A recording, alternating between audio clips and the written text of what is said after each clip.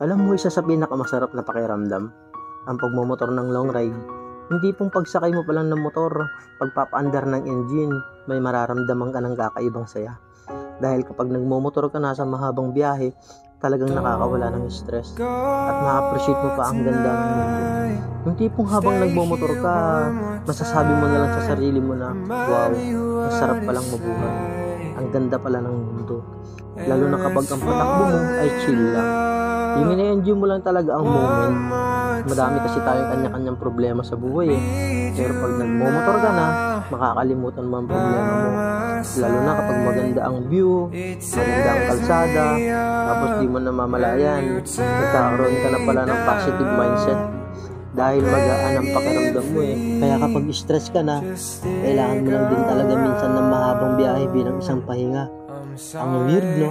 Kasi nakakapagod magmotor. Pero ito yung pahinga na gustong gusto ng marami, pero sasabihin ko sa'yo, hindi katawan ang napapahinga kapag naglo-long ride ka. Kundi ang utak mo, kundi ang sarili mo mismo. Kaya deserve mo rin mag-enjoy. Deserve mo makarating sa magagandang lugar. Deserve mo ng bagong experience, ng bagong kwento. Ang buhay ay isang mahabang biyahe.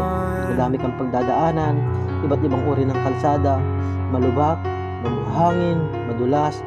Kailangan mo lang din talagang mag-ingat. At pwede kang huminto para magpahinga.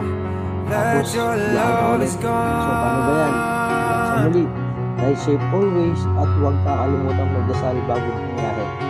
Ito pong Stevie. Peace.